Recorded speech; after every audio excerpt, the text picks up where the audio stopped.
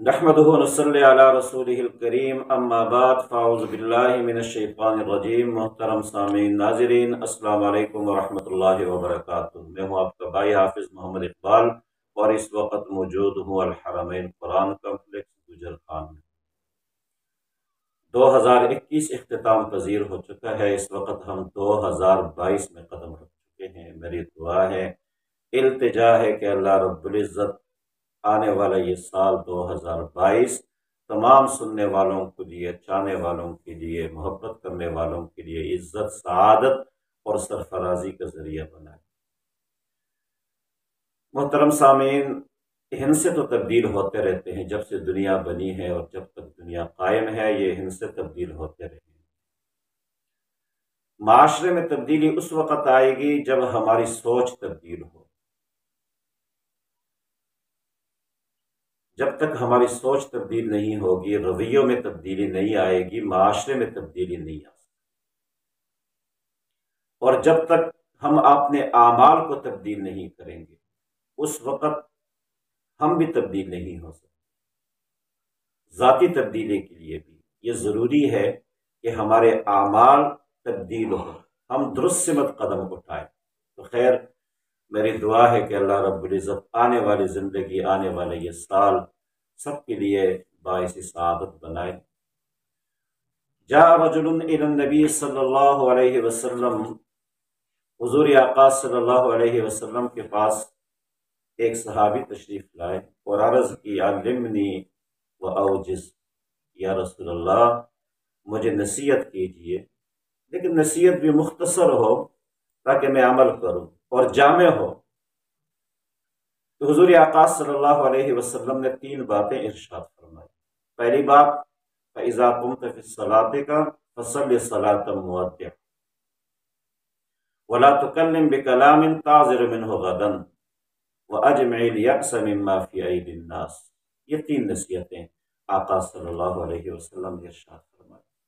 پہلی نصیحت، جب تو نماز پڑھتا ہے، نماز کے لیے نیت باندھ لیتا ہے، تو سمجھ لینا کہ یہ میری زندگی کی آخری نماز ہے۔ یہ حضور آقا صلی اللہ علیہ وسلم نے اپنے جانثار صحابی کو نصیحت فرمائی کہ جب نماز پڑھو تو سمجھ لو کہ یہ میری زندگی کی آخری نماز ہے۔ اور جب ہم نماز کے لیے کھڑے ہوتے ہیں تو اگلے 50 سال کے منصوبے ہمارے سامنے آ جاتے ہیں۔ حالانکہ نماز یوں پڑھنی چاہیے، یہ کیفیت ہونی چاہیے بندے کی، یہ میری زندگی کی آخری نماز ہے، تاکہ اس میں خشوع ہو، حاضری ہو، دل کی حاضری ہو، اللہ کی طرف دھیان ہو، اور یوں نماز پڑھے گویا کہ یہ بندہ اللہ کو دیکھ رہا ہے۔ اور اگر یہ نماز نہیں پڑھ سکتا، یہ کیفیت پیدا نہیں ہو سکتی، تو کم سے کم یہ کیفیت تو پیدا کر لے کہ اللہ مجھے دیکھ رہا ہے اور میں اللہ سے گفتگو کر رہا ہوں۔ نماز کیا ہے؟ اللہ سے گفتگو ہے۔ جب اللہ سے بات کرنی ہو تو نماز کے لیے کھڑے ہو جائے، یہ اللہ سے گفتگو ہے۔ تو کم سے کم یہ کیفیت بندے کی ہونی چاہیے کہ اللہ مجھے دیکھ رہا ہے، اللہ میری باتوں کو سن رہا ہے، جواب دے رہا ہے۔ اور ہمارا حال یہ ہے کہ جب ہم نماز کے لیے کھڑے ہوتے ہیں تو اگلے 50 سال کے منصوبے ہمارے سامنے آ جاتے ہیں، 20 سال کے، 1 سال کے منصوبے ہمارے سامنے ہوتے ہیں۔ ایک آدمی کو جستجو ہو گئی کہ آخری دن کیسے گزارنی ہے۔ اگر اللہ مجھے بتا دے کہ یہ زندگی کے آخری دن ہے یا آخری رات ہے تو کیسے گزاروں؟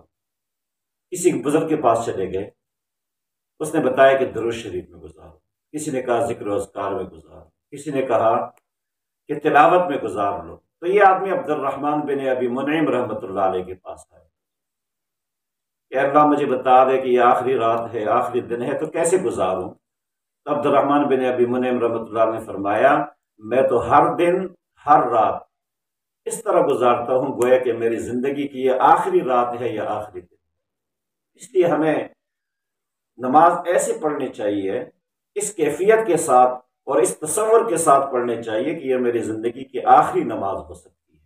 ہو سکتا ہے کہ اس کے بعد مجھے دوسری نماز کا موقع نہ ملے۔ تو یہ پہلی نصیحت آقا صلی اللہ علیہ وسلم نے فرمائی، فَإِذَا قُمْتَ فِي الصَّلَاةِ فَصَلِّ صَلَاةً مُوَدِّعًا، کہ جب تو نماز پڑھتا ہے تو یوں نماز پڑھ گویا کہ یہ تیری زندگی کی آخری نماز ہے۔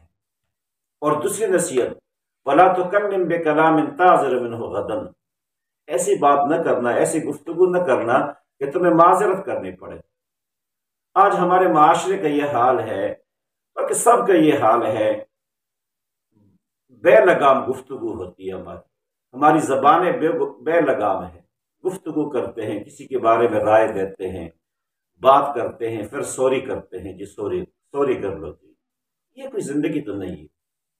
اللہ نے عقل دی ہے، شعور سے نوازا ہے، اپنی زبان پہ کنٹرول کرے۔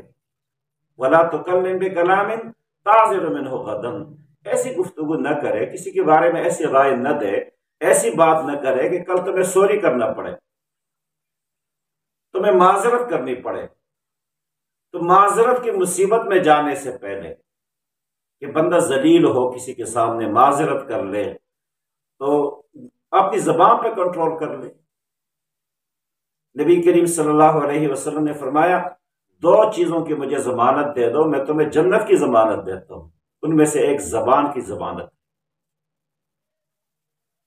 ان میں سے ایک ضمانت زبان کی ہے کہ تم مجھے اپنی زبان کی ضمانت دے دو تو میں تمہیں جنت کی ضمانت دیتا ہوں۔ اور انسان پر آنے والی مصیبتوں میں سے بہت ساری مصیبتیں ایسی ہیں، پریشانیاں ایسی ہیں کہ جو زبان کی وجہ سے انسان ان مصیبتوں کو بھگتتا ہے۔ تو خاموش رہنا یہ سمجھداری کی علامت ہے۔ اگر بولنا ہو تو پہلے سوچ لیا کرے کہ میں کیا بول رہا ہوں، کیونکہ زبان سے نکلنے والی بات، قرآن مجید میں اللہ رب العزت فرماتا ہے کہ جب بندہ گفتگو کرتا ہے تو گفتگو لکھ دی جاتی ہے۔ یہ نہیں کہ ہم نے بات کر لی اور فضاؤں میں اڑ گئی، اب اس کی کوئی پوچھ نہیں ہوگی، بلکہ زبان سے نکلے ہوئے لفظ اور باتوں کے بارے میں قیامت کے دن ہمیں جواب دینا ہو، چاہے وہ گفتگو اپنے بارے میں ہو یا کسی کے بارے میں ہو یا مذہب کے بارے میں ہو یا کسی قوم کے بارے میں ہو یا کسی مسلک اور مذہب کے بارے میں ہو۔ ما یلفظ من قول الا لدیہ رقیب عتید، اس لیے آقا صلی اللہ علیہ وسلم نے فرمایا وَلَا تُكَلِّمْ بِكَلَامٍ تَعْذِرُ مِنْهُ غَدًا، ایسی گفتگو نہ کرنا، ایسی بات نہ کرنا کہ تمہیں معذرت کرنی پڑے، تمہیں سوری کہنا پڑے۔ اور تیسری نصیحت حضور آقا صلی اللہ علیہ وسلم نے ارشاد فرمائی وَأَجْمِعِ الْيَأْسَ مِمَّا فِي أَيْدِي النَّاسِ، جو لوگوں کے ہاتھوں میں ہے، جو کچھ ہے، اس سے اپنے آپ کو مایوس کر دو۔ ہماری پوری نظریں دوسروں کی چیزوں پہ ہوتی، فلاں کو عزت کیوں ملی، فلاں کے پاس یہ چیز کیوں ہے، اور فلاں مجھے یہ چیز دے دے گا، فلاں مجھے وہ چیز دے دے گا۔ اور آقا صلی اللہ علیہ وسلم نے فرمایا سب سے بڑی استغنا یہ ہے، اور عزت کا راستہ یہ ہے، سرفرازی کا راستہ یہ ہے کہ وَأَجْمِعِ الْيَأْسَ مِمَّا فِي أَيْدِي النَّاسِ، کہ جو لوگوں کے ہاتھ میں ہے، جو کچھ ہے، اس سے اپنے آپ کو مایوس کر، یہ فلاں کی چیزیں مجھے نہیں ملنی، یعنی امید کے پیالے کو ٹھوکر لگا۔ اور جو آدمی دوسروں سے ہمیشہ امیدیں باندھتا رہتا ہے ہمیشہ ذلیل ہوتا ہے، کیونکہ کوئی کسی کی امیدوں پر پورا نہیں اترتا۔ تو آقا صلی اللہ علیہ وسلم نے آسان ترین نسخہ بتایا عزت کا، سرفرازی کا، سربلندی کا، وہ یہ ہے کہ جو لوگوں کے پاس ہے اس سے اپنے آپ کو نا امید کرو، جو اپنے پاس ہے اس پہ اللہ کا شکر ادا کرو، اور جو نہیں ہے اس کے لیے محنت کرو۔ محنت پہ پابندی نہیں، دنیا میں آگے بڑھنے کے لیے، عزت حاصل کرنے کے لیے، مال و دولت حاصل کرنے کے لیے جدوجہد پہ پابندی نہیں ہے، لیکن 2 چیزوں کا اہتمام ہونا چاہیے۔ جو کچھ پاس ہے، بہت ساری نعمتیں ہمارے پاس ہوتی ہے، اس پہ ہم اللہ کا شکر ادا کریں، اور جو نہیں ہے اس کے لیے اللہ سے مانگے، جدوجہد اور کوشش کریں۔ تو اللہ ہم سب کو عمل کرنے کی توفیق عطا فرمائے۔ تمام احزاب سے گزارش ہے کہ اسلامی معلومات کے لیے یوٹیوب پہ میرے چینل الحرمین کو سبسکرائب کریں، سوشل میڈیا پر میرے پیج الحرمین قرآن کمپلیکس کو لائک اور ویڈیو شیئر کریں۔ جزاکم اللہ خیرا، احسن الجزا۔